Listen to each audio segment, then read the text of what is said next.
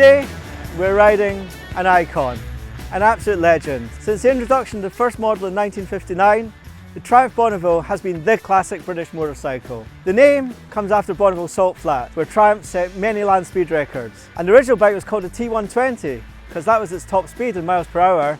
And while the modern Bonneville may not necessarily be the modern day superbike, it's still got a massive following. Last year, Triumph brought a new generation Bonneville, also called the T120, and it's helped them record some record sales last year. For this year, they brought in this, a 900cc version, a little bit lighter, and at 8 and a bit grand, a little bit cheaper, and it promises to be a bit more accessible and can even be ridden on an A2 license.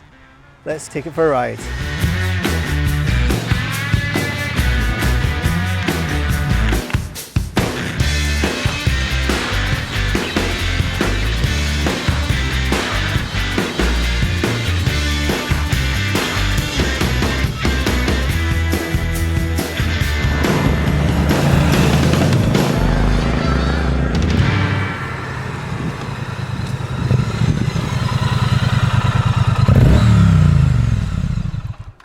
Sounds good, and it puts a real smile on your face. But the thing about the Bonneville is not about the engine, and it's also not about the chassis. More than anything else, the Bonneville is about the look. I remember riding the first generation of modern Bonnevilles back in 2001, and it drew a massive crowd everywhere you went, and it's still the same today. So yeah, it's got loads of great technology, but Triumph know where the money is, and that means retaining the true looks of what made the Bonneville great in the 60s. So things like those pea shooter silencers, they look absolutely fantastic. The tank badges, okay, they're plastic now, but still retain that classic British motorcycle look, along with the tank pads and the seat. It just looks so right.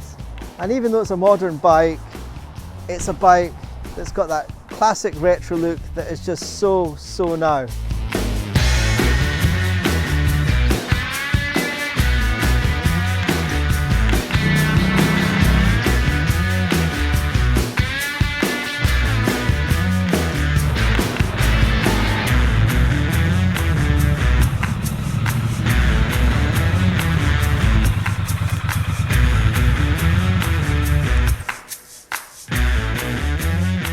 I've really enjoyed riding the Triumph Bonneville today. It's still got it. It's still that classic British motorcycle, but in a different sort of way. These days, it's so refined. It's beautiful, it looks fantastic, and the engineering is brilliant.